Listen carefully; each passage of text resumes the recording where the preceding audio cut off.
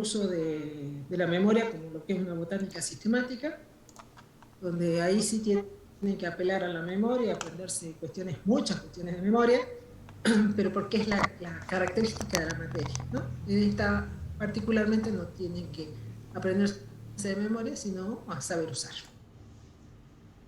Bien, ¿alguna otra cuestión? ¿Alguna otra duda que tengan antes de empezar la clase sobre el parcial? No, profe, por ahora no. El profesor para agronomía y el profesor Martín para recursos, el profesor Denis, ya eh, ha trabajado sobre, los dos han trabajado sobre quiénes han rendido los cuestionarios, quiénes no han rendido los cuestionarios, quiénes han presentado los prácticos. Entonces, ya están aquellos que cumplieron con, eh, no cumplieron con las cuestiones obligatorias de haber rendido los cuestionarios, o que rindieron dos y el tercero dos mal y el tercero no le fue bien. Entonces se va a publicar los que ya no pueden rendir el parcial este viernes, lo que no más adelante, en cada página, ¿no? Para recursos más adelante, para agronomía se va a publicar mañana los que ya no están en condiciones de poder rendir el parcial porque no cumplieron esas cuestiones obligatorias que tenían que cumplir, como hablamos el primer día. Las consultas que están haciendo en el chat sobre el ingreso y en qué anfiteatro o aula sería, bueno, no logramos sacar la resolución hasta hoy de que se tomen los parciales presenciales, así que hasta mañana no va a salir y no se va a publicar en tiempo. El parcial por ahora para agronomía va a ser vía plataforma. Para recursos seguramente ya va a ser en la universidad, y como va a haber bastante tiempo para notificarlos en qué horario hay que ir y dónde va a ser, eso se va a publicar después en la página de recursos. Bien. ¿Alguna otra preguntita?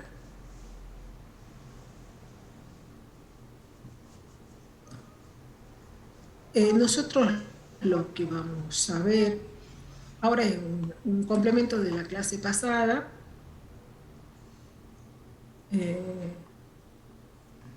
que tiene que ver con las cuestiones de los freatímetros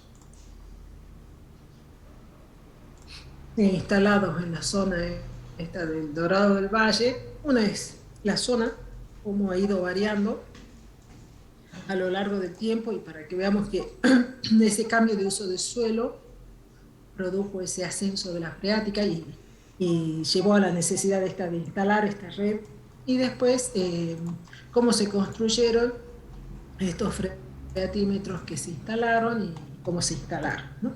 Fíjense que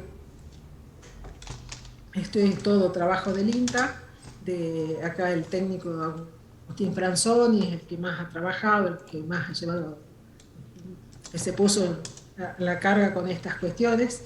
Fíjense que hay un detalle de las imágenes satelitales desde el año 72 al 2011, que es cuando se instala la red. Y si ustedes ven cómo ha ido cambiando, cómo estas... Se ve, ¿no? Porque esta mañana estaba dando la clase y no lo estaba mostrando. Yo creía que se veía. ¿Se ven las imágenes? Sí, profe. Gracias. Fíjense que todos estos puntitos son los freatímetros que se instalaron para conocer la dinámica de la freática y en la zona del río Dorado y en la zona de Angra. Estas es antes de hacer las explotaciones. Fíjense que esos espacios en blanco son las únicas poquitas que ve de desmontes, y después son los ríos y es la ruta. Y con el paso del tiempo, fíjense que se comienza ya a hacer aprovechamiento agropecuario de esta zona, comienzan a aumentar todo lo que son los desmontes, y no paró más, ¿no? Comenzaron y cada vez se fue desmontando más y más y aprovechando. Fíjense que después no va a quedar, va quedando estos espacios reducidos con monte. Fíjense que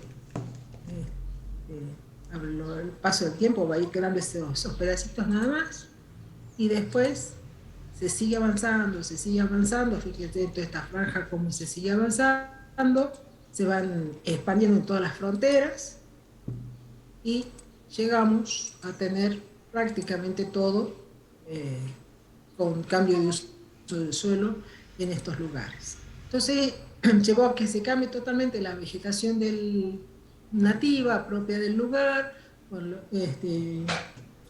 como está puesto en las diapositivas, con un sistema radicular que es profundo, que bombea toda esa agua desde profundidades, con un sistema radicular que es superficial y con una capacidad de bombeo obviamente diferente, ¿no? Con una evapotranspiración totalmente distinta.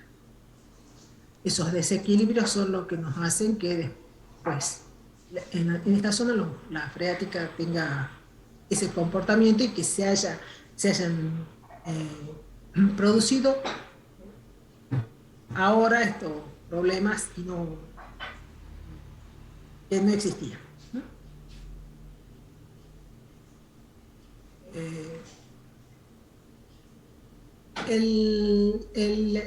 Agustín Franzoni se encargó de hacer toda esta parte de diseño de los freatímetros, ¿no? Que, si ustedes ven, son realizados por tubos de PVC, en este caso eran de 40 metros de, de largo, y estos tubitos son los que van a simular ese sistema en el suelo para que el agua se introduzca en los caños y yo pueda medir entonces con algún sistema la profundidad del agua desde la superficie. Lo que se hace con estos caños, bueno, se recurre a las tapas de fondo, a los acoples. Esto tiene que ver porque ese tubo va a tener en la base cerrado. Nos va a necesitar la parte de arriba con rosca para poder abrirlos y poder verificar los precintos para poder enrollar las herramientas comunes, la moladora, taladro, las mechas que nos hace falta, y estas bolsas de arpillera, las poroteras, que nos van a servir para envolver los freatímetros. Y esto ya cuando lo tengo que instalar, un poco de cemento y un poco de ripio. Entonces lo que se hace es cortarlo a la medida que los necesitamos, se los perfora. ¿Para qué se hacen estas perforaciones con el taladro chiquitito? Es para simular un sistema medio poroso donde el agua pueda ingresar, y el agua va a poder ingresar desde la base y por los costados. Este es lo que va en la tapa que ven al fondo, donde también se le hace perforaciones para que pueda ingresar el agua. Se los asegura, se cierra y se cubre con esa alpillera. Esta alpillera, el sentido que va a tener es lo suficientemente permeable para que ingrese el agua y lo suficientemente cerrada como para que los sedimentos no ingresen y tapen este tubo de PVC. Fíjense que se hacen estas perforaciones así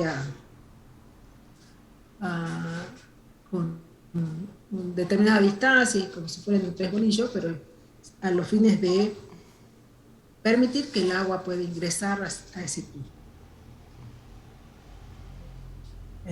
Se cubren todos los caños con las bolsas de arpillera, se los ajusta con los precintos, y después con eso se los lleva esto va a servir después para fijarlos. Estas son las tapas que necesitan también tener una perforación, porque si el tubo estuviera totalmente cerrado, hermético, el ascenso no se produciría del agua, y ya estarían listos ahí para poderlos instalar. Y en el campo lo que se hace es, con una barreno, se perfora y se hace se hace el espacio para poder instalar el freatímetro. Se lo tiene que asegurar, fíjense que está, no es que el freatímetro va hasta arriba, se lo va a cortar después al ras del suelo, se le pone la tapita, se pone la rosca. Entonces cuando el operario necesite revisar el nivel del agua, va a abrir esta tapa, por algún medio va a ubicar la profundidad a la que se encuentra la freática desde la superficie y esa va a ser la medida. Si nosotros tuviéramos un sistema que registre esos ascensos y descensos a la freática, estaríamos hablando de un freatígrafo, ¿no?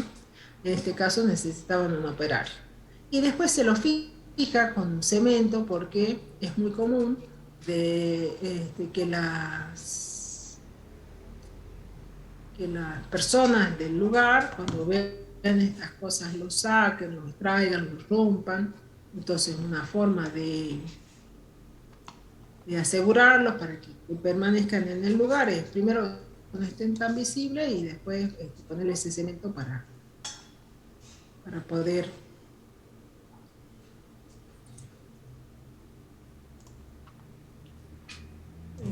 hacer las lecturas y mantenerlo, porque ya instalarlo ya es caro, es costoso, perdón.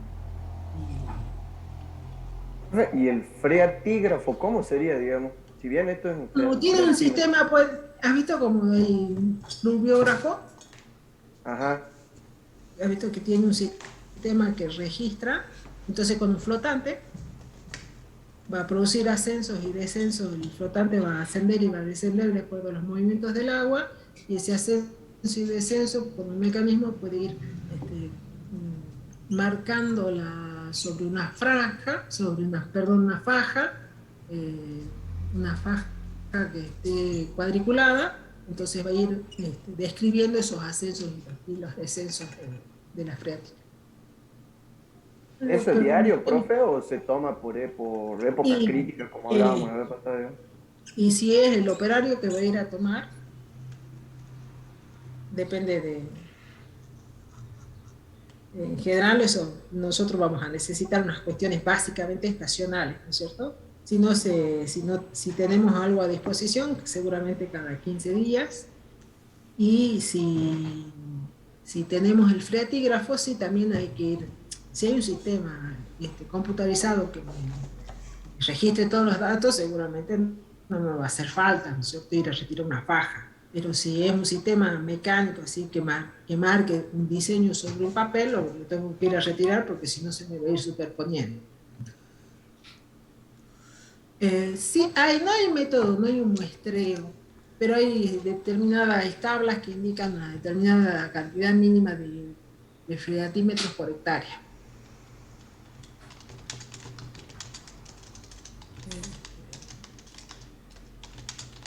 Bien, sí, eso sería lo que nos faltaba para completar la clase pasada. ¿Alguna preguntita sobre esto?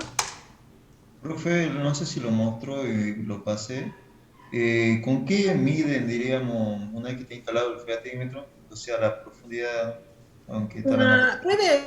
Puede tener un sistema moderno, que sea una sonda, que simplemente se introduzca y emita algún sonido cuando llegue a tocar el agua, y con eso se mide la longitud de la sonda. O si está con un sistema artesanal como el que podemos llegar a tener muchas veces, usted pone una tuerquita, algo adosado, una cinta, y se va introduciendo, prestando atención al ruido. Entonces, cuando ese elemento que puse choca con la superficie de agua, es porque ya hemos llegado a la freática y se mide entonces la longitud de la cinta o de la piola con la que se ató. Es así de sencillo, digamos. No necesita mucho. Okay. Si tuviera los recursos, si tiene una... no me puedo acordar el nombre de esa... Una sonda. Radar. ¿No sería un radar? No, porque para medir la profundidad directa del punto, Eh, es una sondita que se introduce, entonces cuando toca el agua, el sensor emite un sonido y ya con eso se puede tener la profundidad. Yo me Pero, imaginaba que era como medir el aceite del auto, el camión que ingresa una varilla graduada y ah, acaba. sí, el asunto que va, necesitas, si la tenés a más de 2 metros, A ver, te metí una piola larga. necesita una varilla, necesita un camión que lleve las varillas para poder medir, ¿no? En cambio con lo Sí, otro sí. se enrolla y se va midiendo.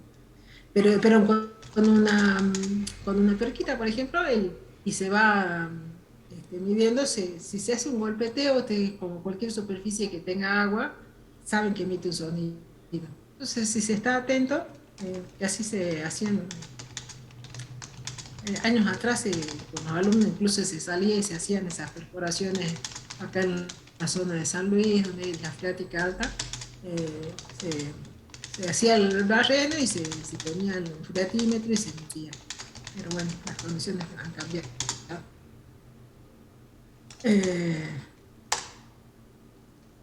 Eh, no, a lo largo de todo hay un alumno que pregunta si se hace la perforación a lo largo de todo el caño, a lo largo de todo el caño, porque no se sabe hasta dónde va a ascender la freática.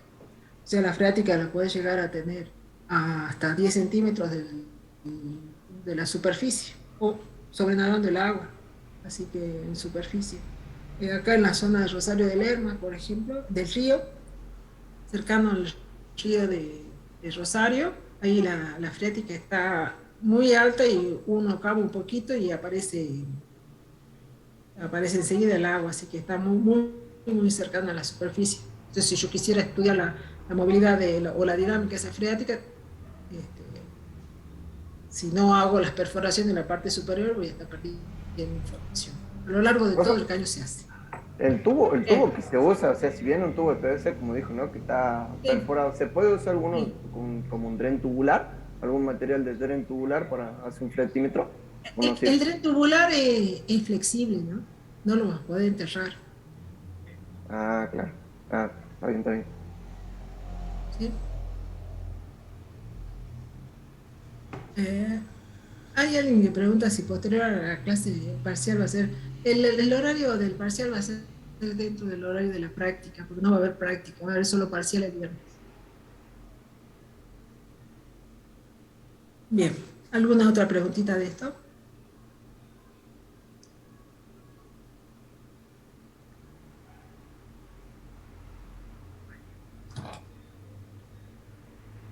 Un temita que si no hay preguntas, nosotros vamos a continuar. Tenemos que continuar con una parte relacionada a esto, así que todo está siempre vinculado, que tiene que ver con los conceptos de fertilidad del suelo y abarcando primeramente la parte de fertilidad física del suelo, ¿no? Viendo el suelo desde el punto de vista de como ese medio que nos permite tener ese soporte para las plantas y ese soporte de las plantas, obviamente nosotros vamos a, por las profesiones, o vamos a cuidarlo, esas plantas que cuidan o protegen o mantenemos por alguna actividad, o porque estamos produciendo como fuente de alimento. Ustedes lo habrán visto en suelo y lo habrán visto en edafología, que es un medio donde se llevan a cabo una gran cantidad de procesos químicos y biológicos, y donde esas fases que constituyen el suelo tienen una conexión de manera tal de que su distribución y su disposición con respecto a esa distribución de esa fase líquida, gaseosa, y mineral y materia orgánica, si está en equilibrio, todo eso hace que nosotros podamos tener las plantas y se puedan desarrollar y las podamos cultivar. Entonces, esas fracciones van a estar relacionadas con lo que es las texturas del suelo, muy relacionado a lo que son las formas de agregados o las estructuras del suelo. Todo eso va a estar condicionándonos a la dinámica que tengamos del agua dentro del perfil, a las entradas, las salidas, a las soluciones que se puedan dar, y eso nos va a representar esa disponibilidad que va a tener el agua con respecto a la solución para tomar o no el agua, a la cantidad de gases o de aire que tengamos dentro del suelo, y propiedades que se pueden ver muy fácilmente perturbadas o alteradas con lo que son los laboreos, o los sistemas de laboreo convencionales, o conservadas o tratadas, preservadas de mejor manera cuando hablamos de un manejo del suelo sin ese laboreo convencional, sino con un laboreo distinto como es la siembra directa, donde nosotros no trabajamos tanto el suelo, donde no pasamos tanta maquinaria y tratamos de preservar tanto su cubierta vegetal como esa disposición, esa estructura del suelo que nos va a permitir tener un mejor medio de desarrollo para las plantas.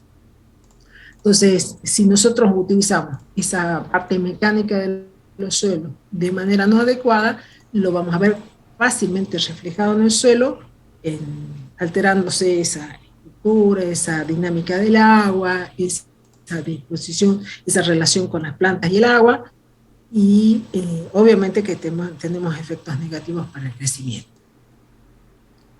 A nosotros nos interesa siempre, y lo hemos visto en la clase pasada, en los temas anteriores, cuando el agua ocupa los espacios porosos, o cuando mermamos los espacios porosos, como vamos a ver ahora, toda esa disponibilidad que ponemos, esa cantidad de agua que podemos acumular en el suelo, se va a ver afectado. Se va a ver afectado obviamente en todo el perfil, y ese sistema poroso se puede ver o si lo tenemos anegado o si lo tenemos disminuido. Esa disminución va a ser bastante parte del objeto de la clase de hoy, esa disminución del espacio poroso. Entonces, si por un lado tenemos parte de cuando se hacen las labranzas, cuando durante un tiempo ese paradigma de laboreo del suelo, que es lo que pretendió siempre, es preparar una cama de siembra con una porosidad adecuada, un suelo suelto que permita el crecimiento de las raíces, que permita el desarrollo de las raíces. Pero esas labranzas, ese laboreo que se hace del suelo, en general la que ha atendido, porque además se produce un exceso de las labranzas, es, si bien inicialmente presenta una macroporosidad mayor, son inestables y no se comparan con esos poros que se generan por la misma flora del suelo. Esos que se generan por la misma flora del suelo son estables, son continuos y favorecen el suelo. El otro, el que se pretende hacer, primero que expone la materia orgánica, quita la cubierta vegetal, expone la materia orgánica y la oxida, la degrada, ¿no es cierto? Cuando se invierte el pan de tierra, se laborea demasiado, se pierde todo lo que es la cubierta vegetal. Y además, con las pasadas de las maquinarias, genera también lo que vamos a ver, una capa que se hace impermeable a determinada profundidad.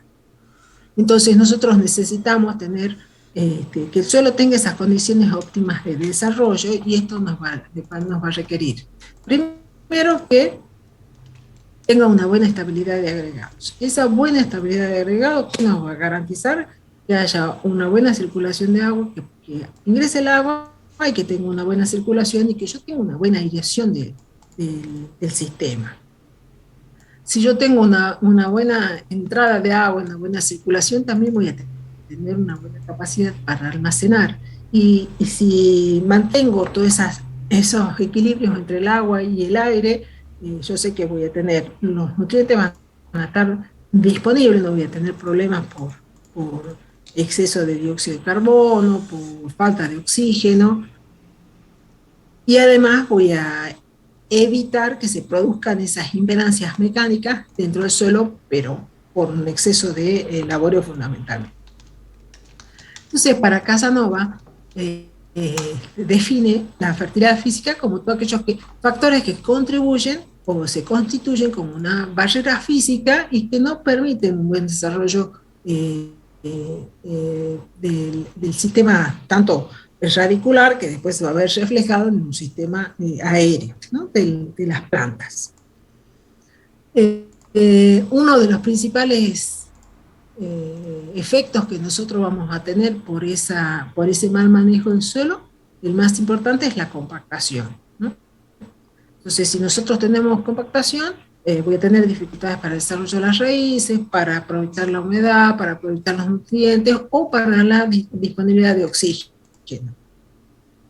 Entonces, esa relación suelo, agua, parte mineral, tiene que estar en equilibrio y no la tenemos que perder. ¿Por qué? Porque, fíjense, en un sistema ideal que ustedes han visto, tanto siempre con los profesores de edafología o los profesores de suelo, que no son tan distintos, son los mismos. En un suelo ideal, ustedes saben que está esa distribución de gran porcentaje de la fracción mineral, una fracción orgánica, y una fracción de aire y una fracción de agua. Cuando se comienzan los procesos de compactación, ¿cuál es la fracción que va a crecer?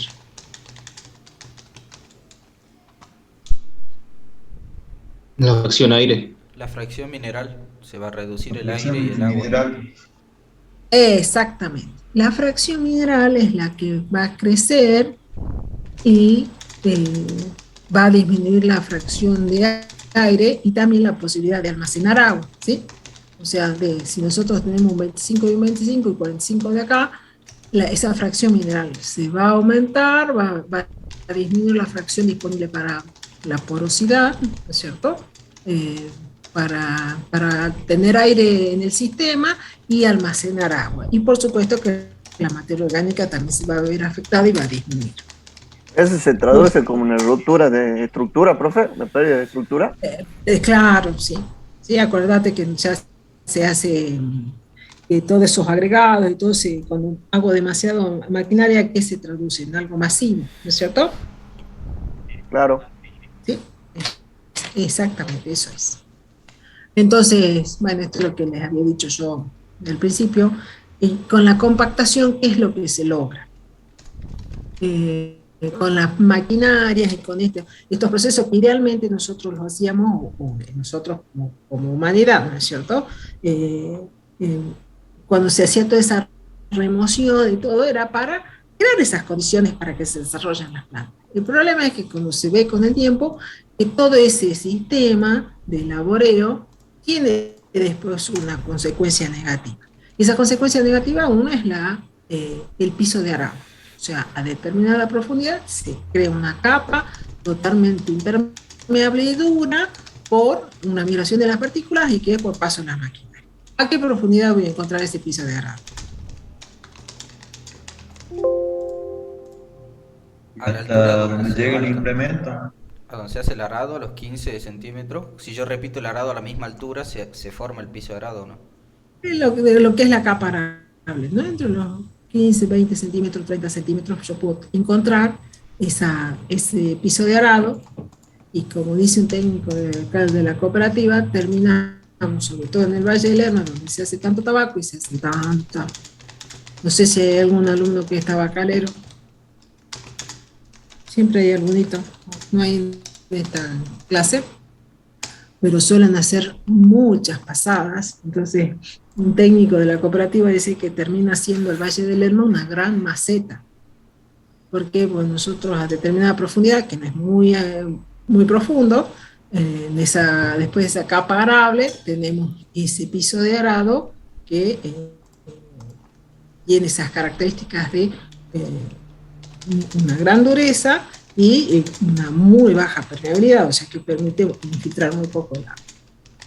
El paso de las maquinarias, donde pasan las maquinarias, también las huellas se compacta, Y cuando nosotros perdemos toda esa estructura, dejamos el suelo desnudo, también por una acción que tenga la lluvia, podemos producir un encostramiento superficial. O sea que podemos tener esos impedimentos en profundidad o también superficialmente. Entonces, por eso, por un lado, vamos a tener problemas para el desarrollo radicular y también vamos a tener problemas para emergencia de las plantas. ¿Con qué podemos cuantificar estos procesos de campo-acción? Con estos indicadores, con densidad aparente, con medida de la porosidad, con medidas de la permeabilidad, con la tasa de difusión de oxígeno también, y con resistencia a la penetración. ¿Con qué mido yo la densidad? ¿Qué tengo que hacer para medir la densidad en el suelo? Saco una muestra de suelo y la tengo que pesar. También creo que también después se la pesaba cuando se sacaba todo, cuando por ejemplo se la calentaba para sacar toda la parte del acuoso, la parte líquida. ¿Y con qué saco la muestra? Hay varios métodos. Había uno que era el método del cilindro y el otro que era el método de la bolsa, pues, ¿eh? Sí. Sí. Y una vez que obtenemos eso, se limpia y después se llevaba, en el caso del método del cilindro, se llevaba una bomba a un horno para hacer que se evapore el agua, ¿eh?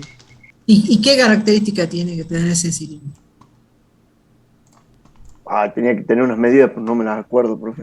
No, por supuesto, si acabamos de empezar la clase diciendo que no nos tenemos que acordar esas cosas de memoria. Tiene que valer un metro cúbico. Volumen conocido. No, un metro cúbico. ¿Quién dijo el metro cúbico? Yo, sí, es mucho.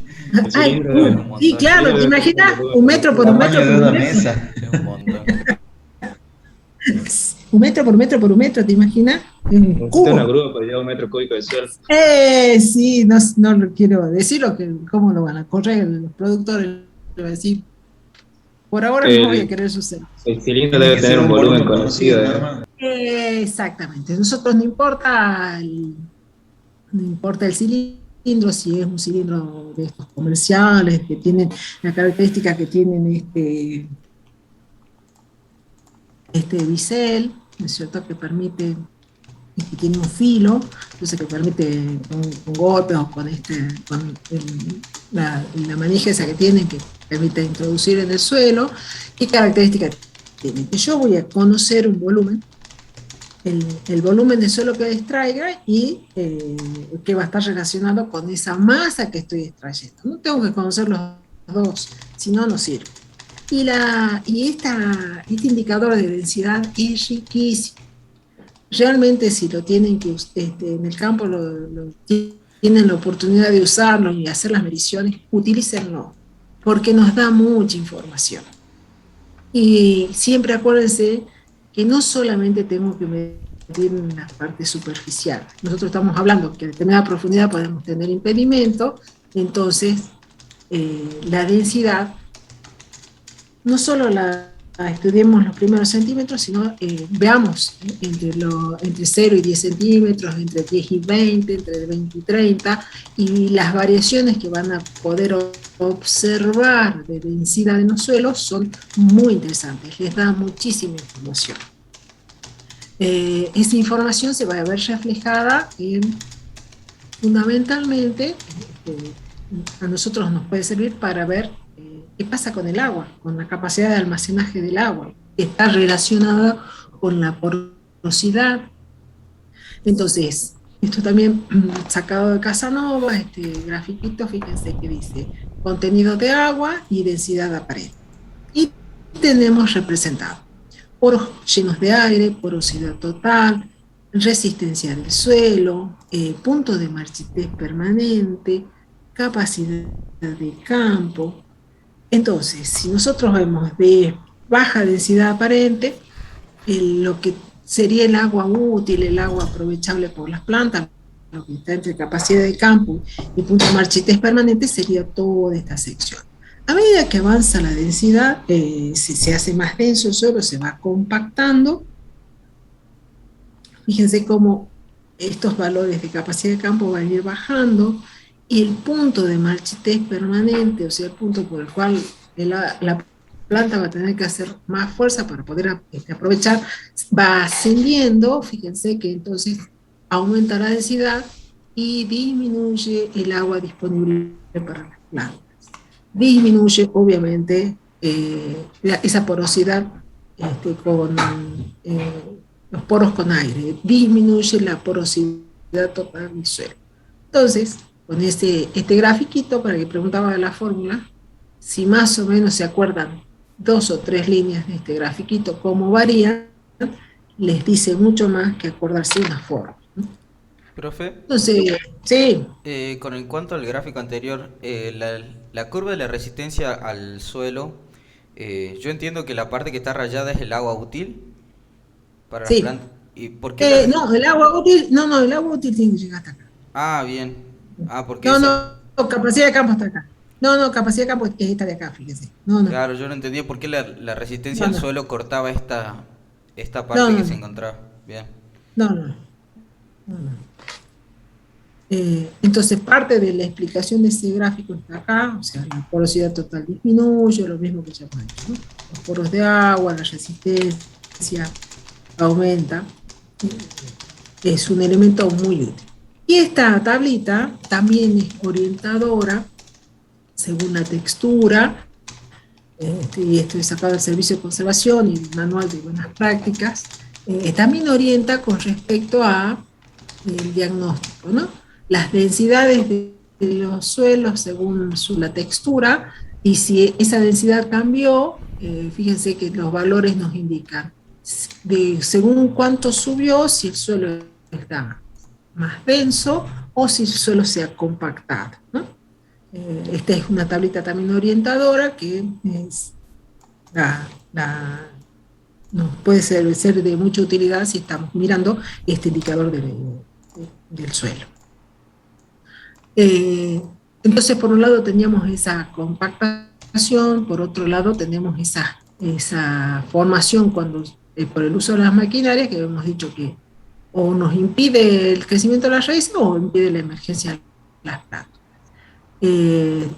Originadas por una acción antrópica, tenemos las costras o los pisos de arado o pisos de la maquinaria, que tiene que ver con ese exceso de esa maquinaria por los arados, por las rastras, porque se pasa y se vuelve a pasar. Por ejemplo, de Regia Vertedera, que uno cree que ya no se usa, si busca en internet todavía se vende. Esto invierte totalmente el plan de tierra, entonces además de esa acción que tenemos con respecto al suelo de romper las estructuras, esta es la peor, digamos, de Regia Vertedera, porque lo invierte, lo oxida la materia orgánica, lo expone el sol, se evapora, se evapora el agua, se pulveriza el suelo totalmente y se pierde toda esa estructura propia que nos permite ese equilibrio con el agua para tanto entradas, salidas o acumulación dentro del perfil.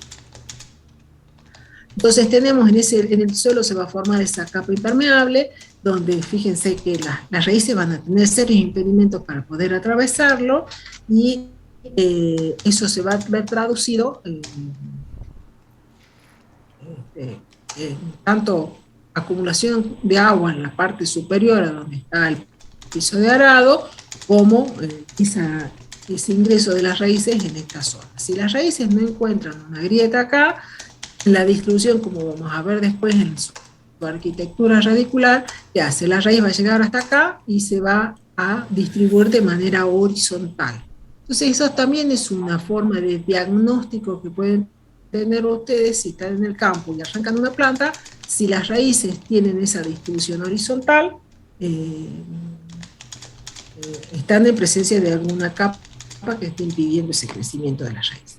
Y obviamente la acumulación de agua se va a dar en esa parte superficial, como pretende mostrar esta imagen, donde tengo el piso de arado, entonces solamente voy a tener esta acumulación de agua en esta parte superficial, y en la otra se va a ver dificultad. Profe, ¿y eso lo corrige con un cincel? No, no, el piso, no, con subsolado. Ah,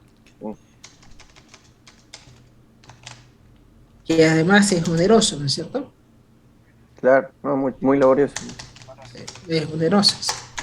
Eh, entonces también lo que tenemos es este encostramiento, que después lo vamos a ver mejor cuando veamos este encostramiento superficial, cuando lo veamos en erosión hídrica, pero que tiene que ver con eso. El suelo queda descubierto, se produce la salpicadura de la gota de lluvia, se produce una dispersión de las partículas del suelo y se comienzan a tapar los poros y se produce un escurrimiento superficial y ese taponamiento y esa costra.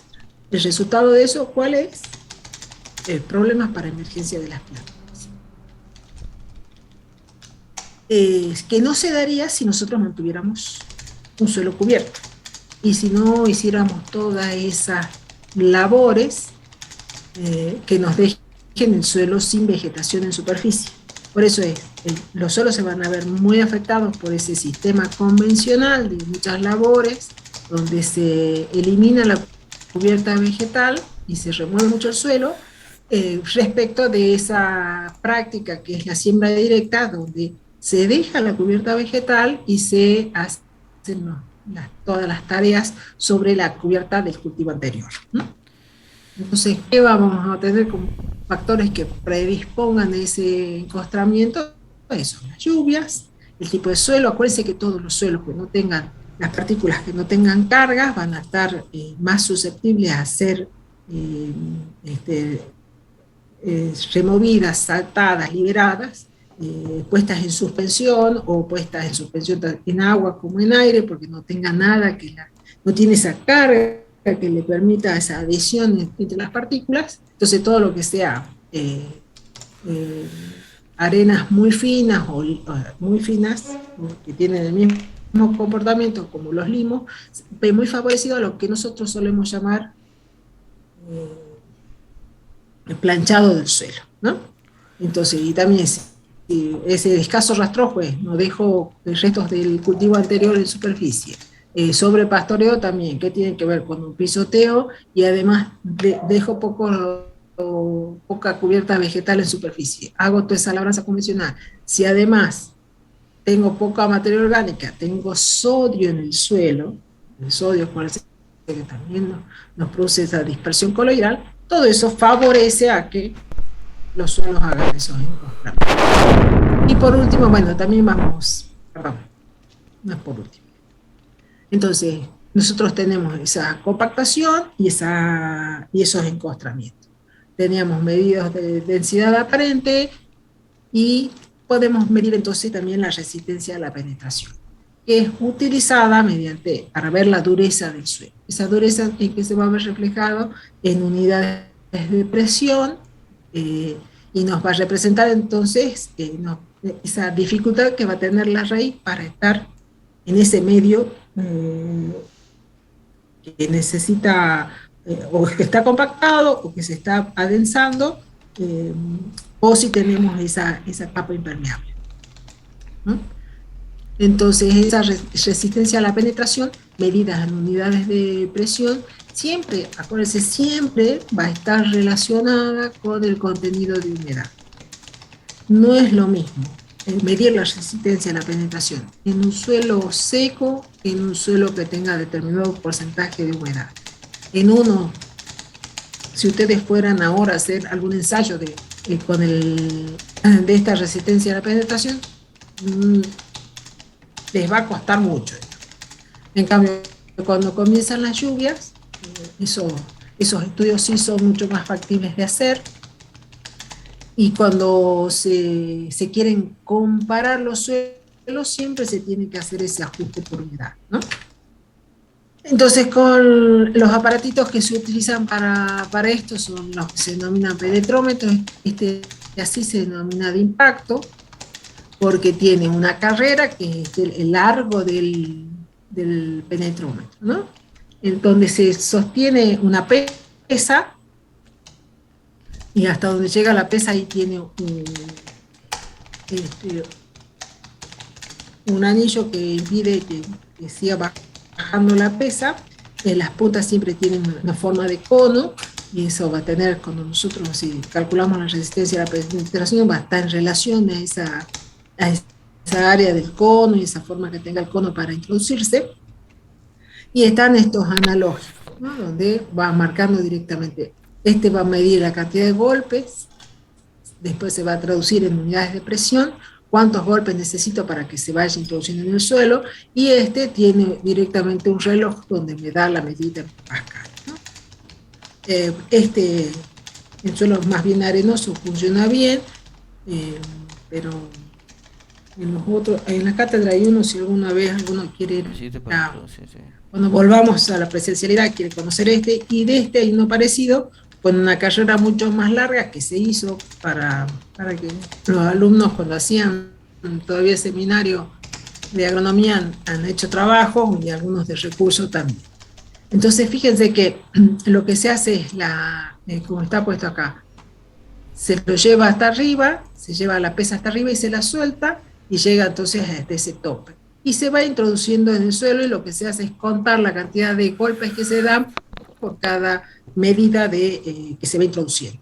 Esas rayitas que tienen, si logran ver, esas rayitas que tienen el penetrómetro en su carrera, después del tope, son marcas que se hacen cada 5 o 10 centímetros, entonces se va contando, un operario va haciendo las tiradas de la pesa, y el otro va contando la cantidad de golpes por cada porción que se va introduciendo en el suelo. Y después eso se hace un cálculo se traduce a megapascales, y se puede entonces hacer gráficos como este que tenemos acá. Eso se hizo en el INTA, donde hay unas macro parcelas, donde hay se comparan labranza convencional, mínima con disco, labranza mínima vertical y siembra directa. Entonces se comparan los 3 sistemas para hacer distintos cultivos. Se han hecho muchos estudios en esas parcelas, ¿no? Obra y perseverancia de lo que era de la persona del doctor Arseno, que es el que mantuvo mucho tiempo estas parcelas, y bueno, no todo el personal de INTA siempre lo quería mantener, siempre las quería borrar, pero son muy interesantes para hacer. Se han hecho trabajos de tesis, tesinas, doctorados, de todas estas parcelas. Entonces, ¿qué se hace? Se miden los golpes, se traducen a megapascales, y entonces resultan gráficos de este tipo, ¿no? Entonces, hay un aumento de esa resistencia, en este caso, a medida que aumenta la profundidad, fíjense, entre los 10 y los poco más de 15 centímetros, está esta pancita que hace acá. Para esto sería la labranza convencional, la mínima con disco. Fíjense cómo hace esta trayectoria, y después vuelven a tener menos resistencia. Cuando encontramos esto, ¿qué nos está diciendo? ¿Qué tenemos acá? Tenemos una capa impermeable que puede dificultar el ingreso de las raíces. Puede ser una capa de arado, puede ser. Un piso de arado. Un piso de arado. Es típico de la formación del piso de arado, esta distribución así de las curvas de resistencia a la penetración, ¿sí? Porque tengo en superficie, voy a tener, porque estoy haciendo siempre alguna travesura con la labranza, entonces voy a tener baja resistencia inicialmente, y después voy a tener esa alta resistencia a esta profundidad que tiene que ver con el piso de arado. Y estas más, ¿sí? Naturalmente podríamos encontrar esto en un gráfico por alguna capa o algún horizonte que naturalmente sea más, o no es tan marcada. O sea, no sé. Alguno que por naturaleza sea, que puede tener un B, algún horizonte B, ¿no es cierto? Un BT, por ejemplo. Un BT, uno puede tener en algún lugar, por alguna génesis en particular, podemos tener eso, ¿no? Uh-huh. Esto estamos hablando de cuestiones antrópicas. Bien.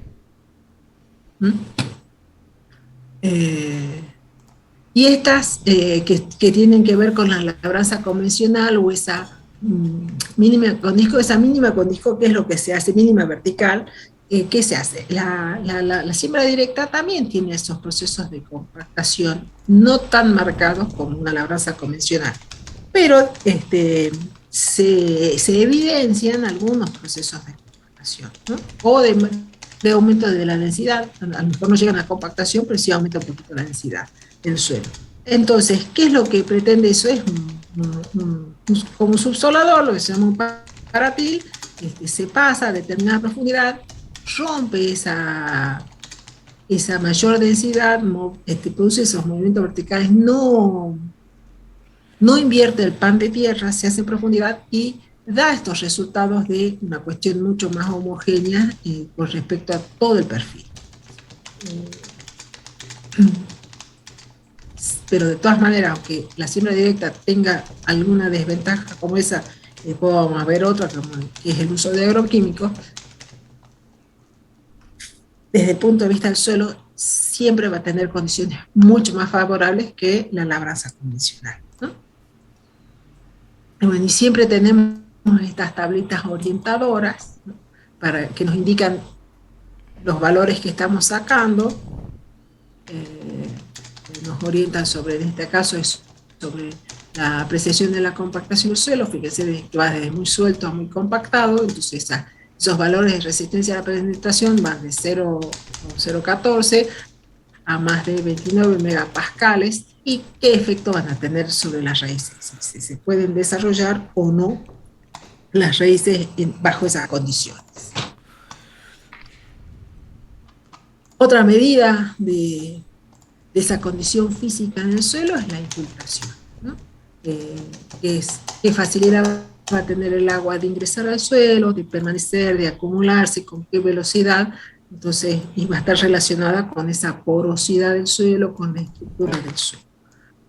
¿Qué es lo que se mide de la infiltración? Una tasa de infiltración, ¿no? Ahí sí, esa tasa, ese parámetro que nos va a indicar, por ejemplo, esa infiltración nos va a permitir mirar esto. Con el tiempo, la tasa o esa cantidad de agua que puede ingresar al suelo es mucho mayor en un suelo que no tiene costras, en un suelo que está bien estructurado, respecto de uno que, por ejemplo, tiene costras que le impiden el ingreso del agua al suelo, o no tienen una buena estructura, suelos degradados que tampoco permiten mucha acumulación. ¿Esto con qué se mide? Nosotros ya lo hemos... no nos detenemos mucho en estas cosas, porque después los de agronomía las ven bastante en detalle en lo que es hidrología, y los de alumnos de recursos también lo vuelven a ver y analizar con manejo de cuencas, ¿no? Entonces nosotros acá hablamos del indicador, pero no hacemos con mucho detalle por ese tema, para no superponernos. Entonces, ¿con qué medimos esas tasas, esas velocidades de infiltración? Con el infiltrómetro de doble anillo, que se acuerdan que cuando hacíamos los ensayos de láminas para recuperación del suelo, utilizábamos uno que no tenía esta parte superficial, pero ay, perdón. Ay, Dios, me equivoqué. Quería mostrarles en detalle me fui para otro lado. Esta lampita no la veía. Este también tiene un sistema de doble anillo, con el anillo externo que nos va a permitir ese buffer, y para poder medir solamente en la parte vertical, la parte del anillo interno. En este caso se registra la variación de la altura del agua con un flotante. Entonces se va registrando las láminas que ingresan versus el tiempo y se saca esa velocidad de infiltración. E insisto, eso lo van a ver con mucho detalle en hidrología y con detalle en manejo de cuencas.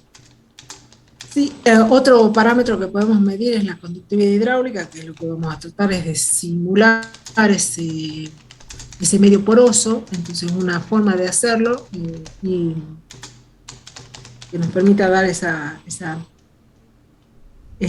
esa característica del suelo. Después ya lo vimos en el tema del pasado, que son medidos en unidades de velocidad, que podemos expresarlo en centímetros por hora o metros por día, y que son valores que no son tan abrumadores, digamos, con respecto a la velocidad que puedan tomar, pero que representan ese medio poroso, cómo se mueve el agua. Una de las formas de hacerlo es con estos permeómetros de disco, que tienen acá un sistema que permite en el suelo poroso de continuidad entre esta columna de agua que se ingresa y lo que llega al suelo. Entonces se mide esos cambios entre la cantidad de agua que ingresa en el suelo y las velocidades.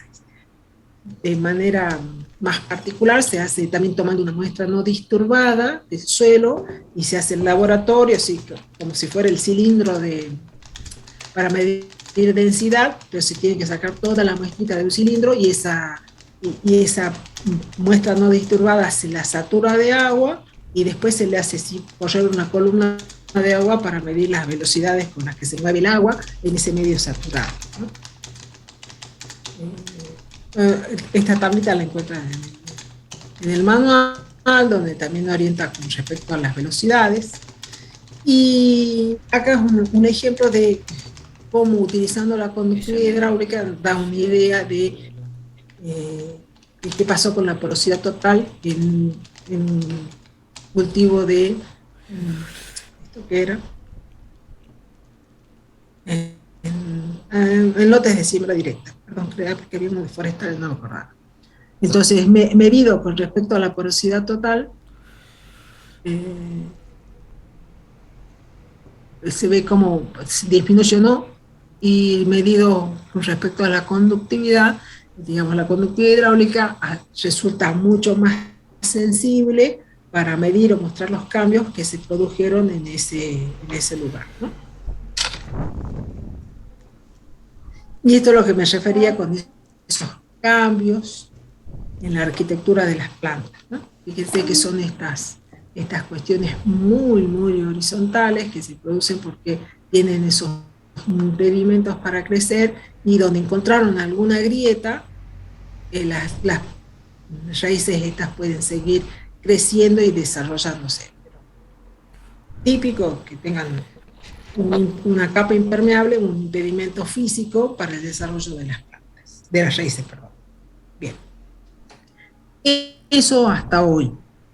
¿Qué nos va a quedar ver de la parte de fertilidad? Es todo lo que es fertilidad química, y ya todo lo que es disponibilidad de nutrientes y fertilizaciones. Eso va a ser después de la semana del estudiante, que vamos a ver ahí.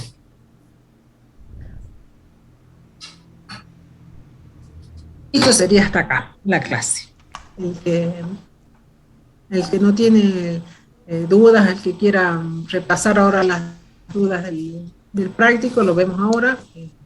Y el que no tenga ninguna duda puede seguir con sus otras tareas.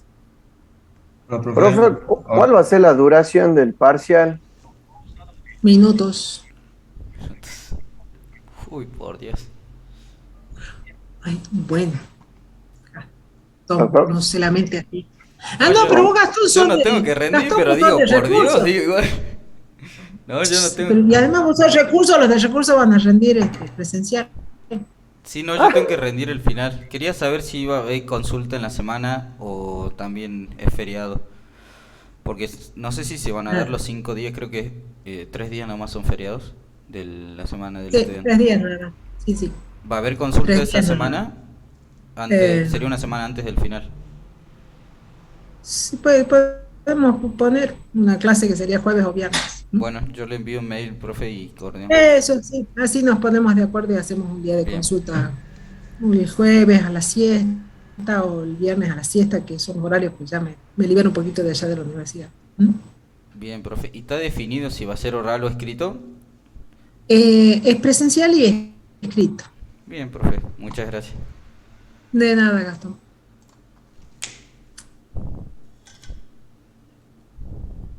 Bien.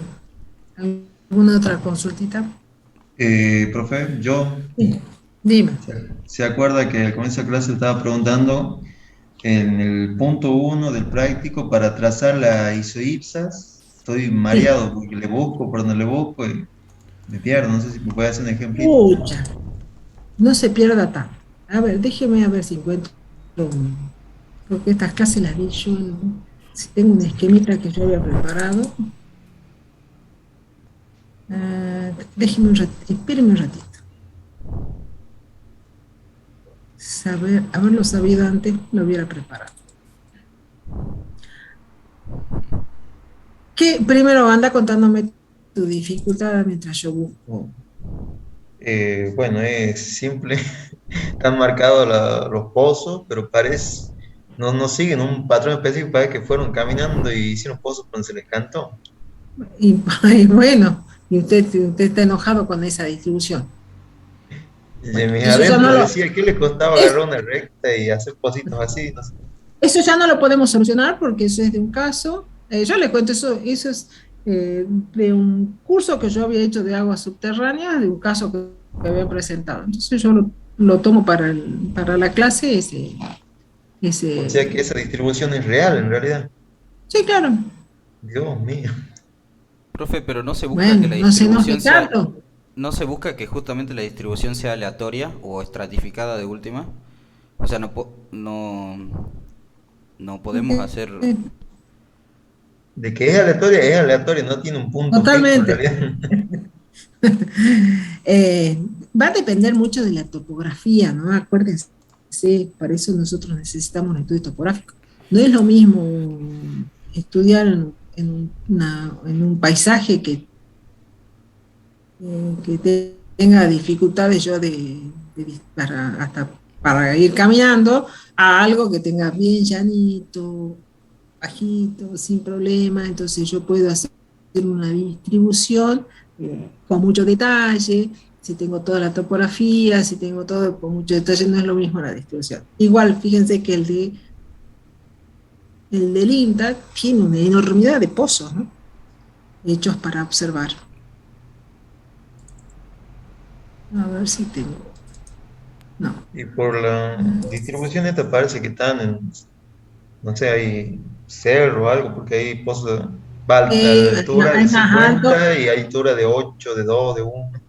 claro, porque eso sí, eso tiene que ver con aprovechamiento de agua subterránea.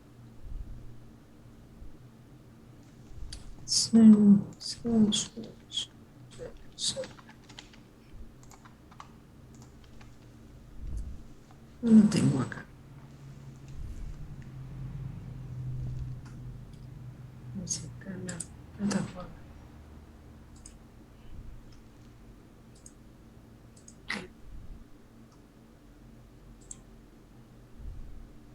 ¿Vos has cursado climatología? ¿Yo? Sí. Sí. ¿Y has trazado las isoietas? Si lo hice debe haber sido hace como 3 años, no me acuerdo. Pero Ah, lo que bueno. voy sí, o sea, sí, sé que tienen que seguir, o sea, Entonces, seguir puntos de igual altura y no se tienen que tocar, o sea, no tienen que bifurcarse, sí lo entonces sé. yo lo que tengo Pero, que ir buscando esos puntos que si yo tuviera, que no los coloco de esa manera porque no hemos visto todavía el tema de escalas, ¿no? Si yo tuviera cómo representar, para saber a través del plano, la escala, si yo supiera a qué distancia estar entre los pozos de uno y otro, puedo con mayor precisión decir por dónde va a pasar, ¿no es cierto? ¿Sí o no? claro, sí. Bueno, como no vimos esa parte, entonces no lo, no lo tengo. ¿Por qué no lo tengo? No Claro, lo. en el trabajo práctico lo hicimos un poquito así a ojo, era más bien Porque así, más que ese era nada para que les quede para aprender. conceptualmente qué es lo que es, digamos. Claro, perdón, Bueno, Denis, estaba estaba hablando yo. Denise. Hola Denise. Sí. Ahora, ¿qué En tal? el práctico sí lo explicaste varias veces, mira, y aún así Sí, sí, me sí, falta una sí, no es que por ahí más. cuesta un poquito. Y justamente por la distribución de los pozos también se complica. No sé, ingeniero, si quiere que ponga la imagen, eh, tengo, Sí, pero dale, no sé porque yo si estoy a partir de ahí. buscando. Acá, a ver, para que ya te digo si. Porque yo tenía una. Sí, un ejemplo un Legal de poquito más Martín, por lo sencillo como menos. para que uno se pueda guiar, diríamos, o por lo menos, o el del práctico también, ¿no, Hidra? No, bueno, sí, pero un ratito. Ay,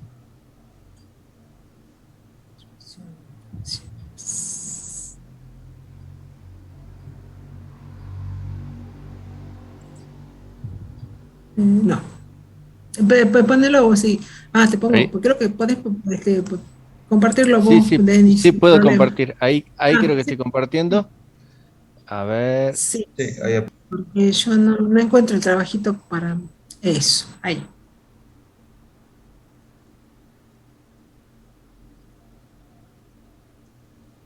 no puedo ampliar esto.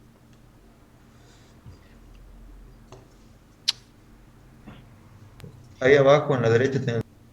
Ahí está. Sí, en la copita ahí abajo. ¿Se ve? ¿Se ve la pantalla ahí? Sí, sí, sí ¿Sí? alcanza. Ah, bien. Yo por lo menos lo veo bien. Por ahí como para, no sé si desde aquí le puede explicar, A ver. capaz que usted lo explica y Sí, se sí, entiende sí, sí, mejor. no, dale, ahí, déjalo en Bien. ese, déjalo en Ahí ese. está. Nosotros, ¿qué tenemos? Por un lado tenemos todos esos puntitos que identifican los pozos, ¿no es cierto? Y que Sí. acá Denis les ha remarcado con colorcito las eh, alturas de, esa napa de agua, ¿no? Entonces, ¿qué tengo que hacer yo? Es marcar esas iguales alturas de la freática con, con esa distribución de pozos. Yo lo que tengo que ir es buscando esa altura. Entonces, yo sé que entre el pozo 1 y el pozo 42, uno tiene una altura de 21 y otro tiene una altura de 14,8. ¿Qué curvas pueden pasar entre 21,87 y 21? Perdón, 14,87 y 21. Están acá, estamos acá, ¿no es cierto? ¿Qué curvas pueden pasar por acá?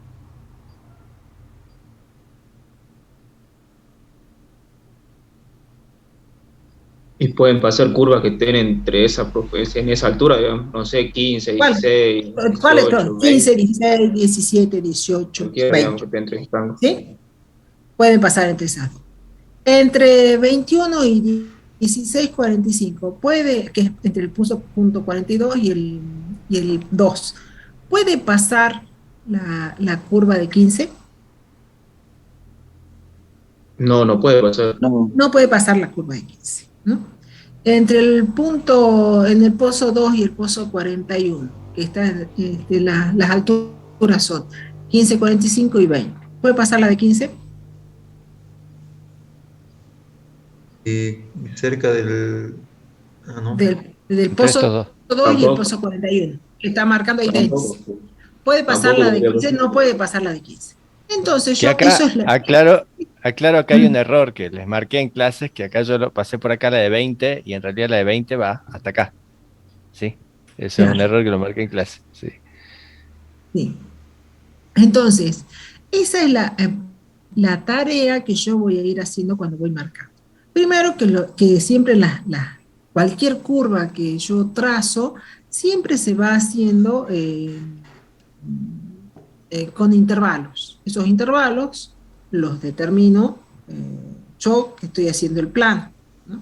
Entonces, porque no puedo marcar todas, porque no hay, si bien hay infinitas curvas, no las voy a poder ver en el plano. O sea, el plano me tiene que orientar sobre la cuestión que yo estoy estudiando. Entonces, siempre se determinan esos intervalos. A números redondos, ¿sí? Voy a tratar acá, van de 5 en 5, o de 10 en 10, o 50 centímetros, o 20 centímetros, como vamos a ver después cuando tracemos las curvas de nivel. Entonces, en este caso, no me acuerdo cómo decía el enunciado, pero creo que son de 20, 25, 30 las ISO ISA. Entonces, Decía, yo no, tengo que trazar simplemente, decía. Trazar atrasar. las sí. Bien.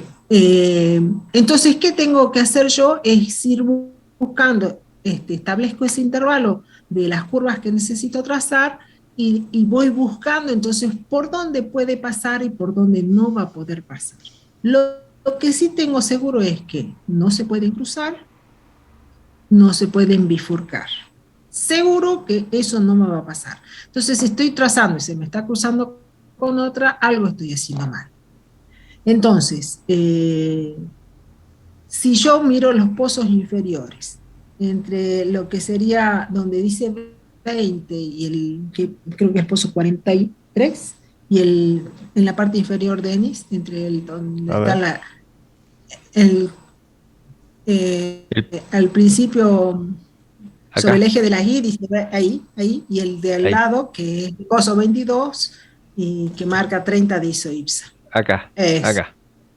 Entre esos dos, ¿qué curvas pueden llegar a pasar? La de 20, la de 25, hasta la de 30, porque puede pasar por eso.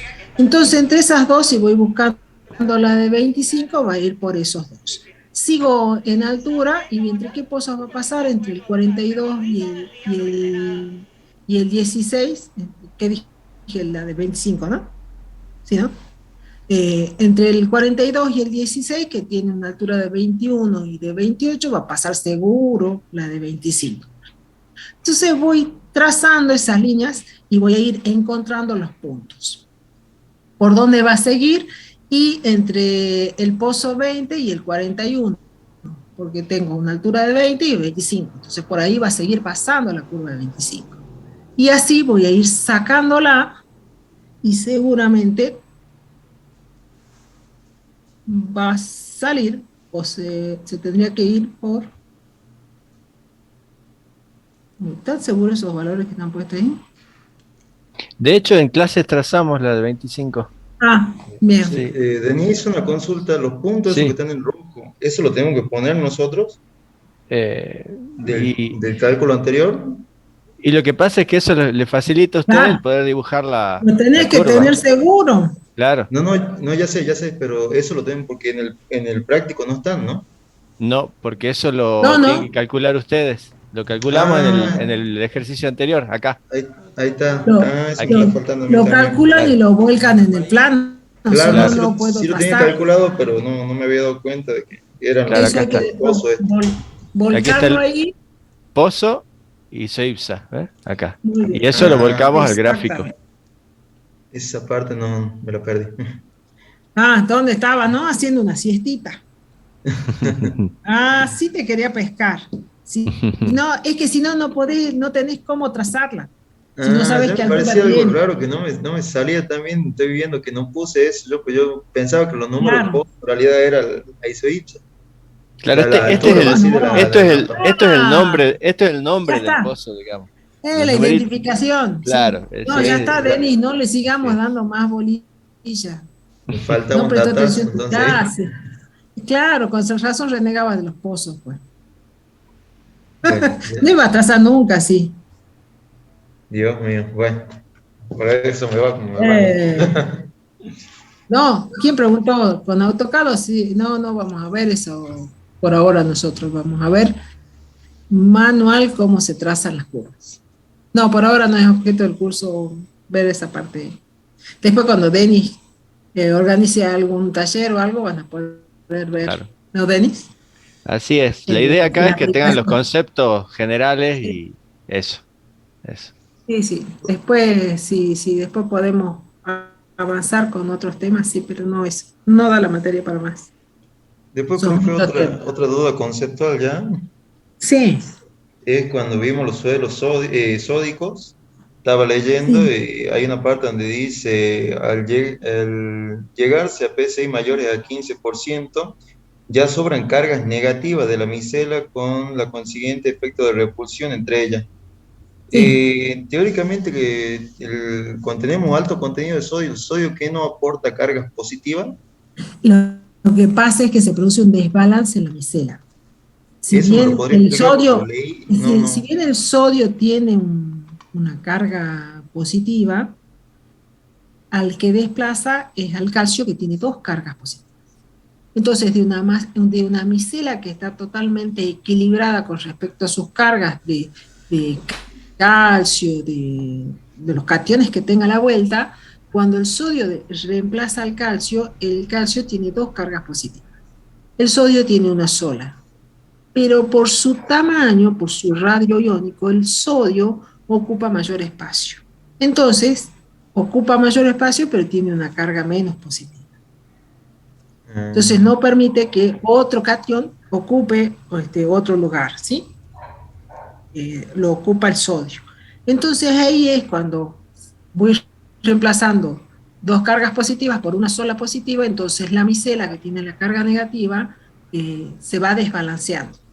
Entonces termina con una carga negativa, entonces ahí entre dos micelas juntas con carga negativa se repelen. Ahora sí, no me cerraba ahí los números.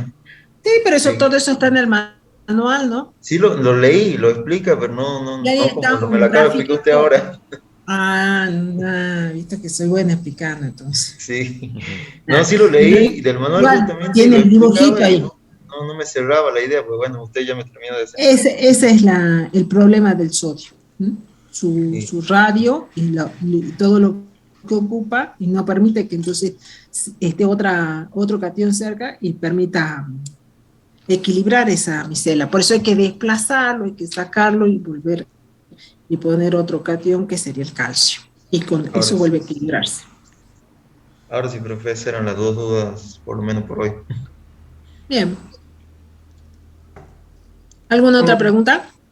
Profe, yo para el parcial, para recursos, ¿hasta qué tema entra? ¿Lo que vimos esta semana o otro tema más? Sí, sí, no, lo que vimos hasta esta semana.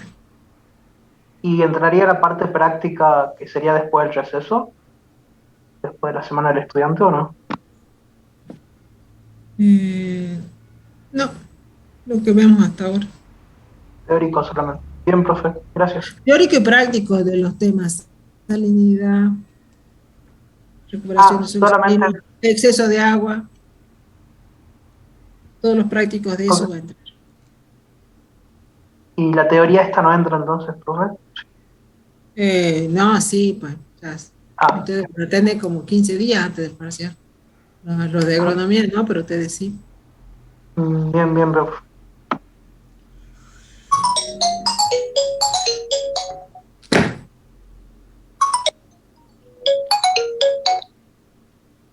Hola, estoy en clase, te llamo en un ratito, ¿crees? ¿Alguna otra consultita? Por mi parte era todo, profe, yo me retiro. Bueno, Profe, sí, tengo una duda sí. sobre el práctico de recuperación de suelo en la fórmula de cantidad de enmienda a emplear, digamos, esa formulita que dice SD es igual al 8,61, ¿vio? Mm. Lo que no me queda claro es en qué unidades uso la variable de densidad aparente, 100 megagramos en kilogramos.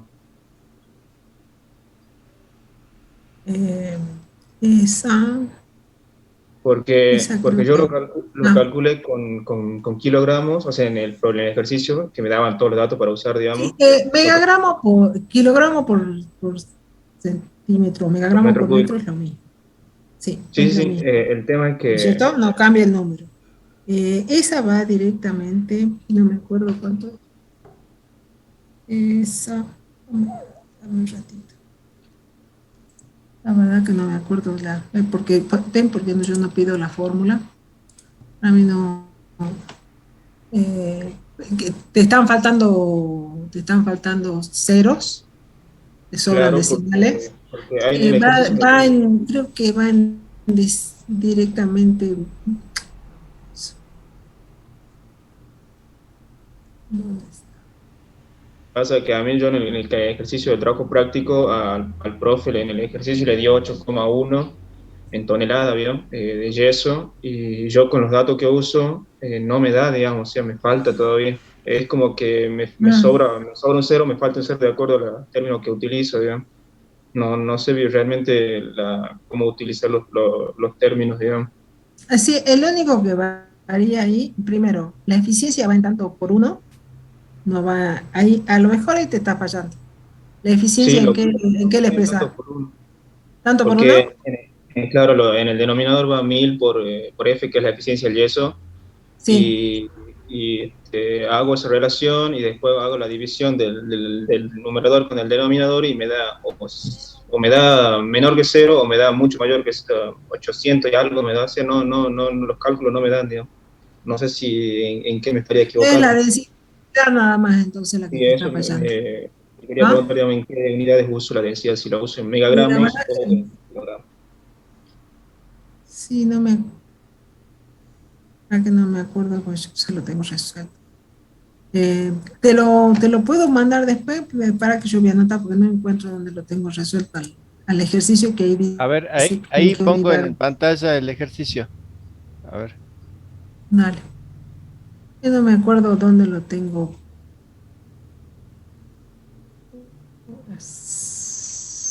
Ah,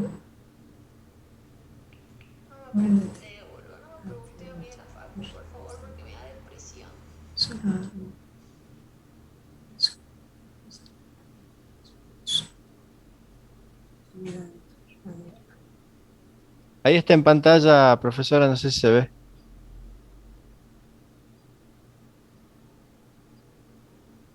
Profe, yo también tenía una acá. duda en cuanto a unidades ahí, porque cuando yo hice los cálculos me daba en toneladas sobre metros cuadrados, pero el valor No, se lo no. obtiene en toneladas por hectárea, ¿verdad? Sí, no, no. Yo No, ahí, eso por seguro ejemplo, que la formulita te tiene que dar en toneladas por hectárea. claro, ahí, por ejemplo, Porque yo te hice imaginas, el perdón, cálculo. ¿te imaginas 8 toneladas por metro cuadrado? No, por eso me pareció una barbaridad. Por eso, ¿no? La formulita da en toneladas. Profe, Pero si lo pone entonces en no es. porcentaje en vez de 0,7 creo que sí da 8,1 justo. Sí, profe, Pero yo no sé probé de las dos si maneras, será como así. 0,7 y 70, da Claro, 8,1. yo lo puse también por 70% y daba Ah, 8,1. ¿sí? O sea, Eh, dividido 70%, ah, ¿sí? porque la forma te dice Mm, 1000 por la eficiencia, digamos que es no, 0,7. Si ah, multiplica 1000 por sí. 70% te da 700. Y si multiplica 1000 por 0,7 te da 700. El denominador va a ser 700, digamos. Y por eso te da 815 o te da 0,815, digamos. Y ahí me marea, digamos.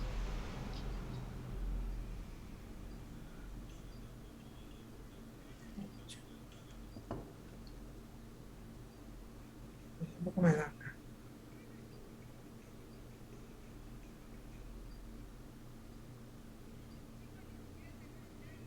Ah, no, perdón que estoy haciendo mal. Aquí todo lo que tengo.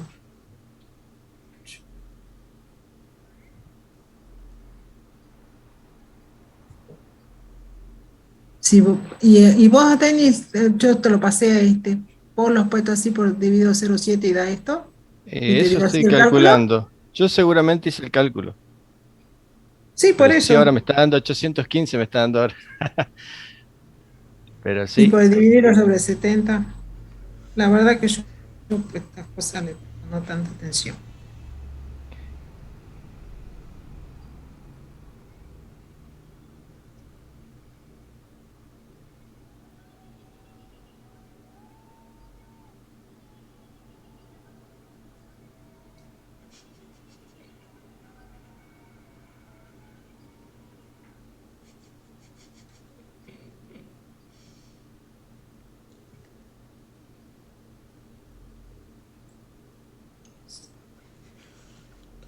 Sí, sí.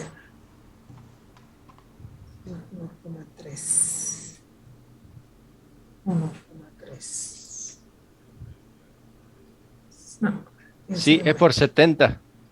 sí, está bien, es por 70 porque Por la 70. densidad tiene que ser metros cúbicos para que la densidad, Así la es. profundidad sea en Sí, metros. sí. Está Sí, bien, sí, ese es sí. por 70. Ahí es la diferencia, es por 70. Para llevar todo a toneladas Ahí o está. megagramos.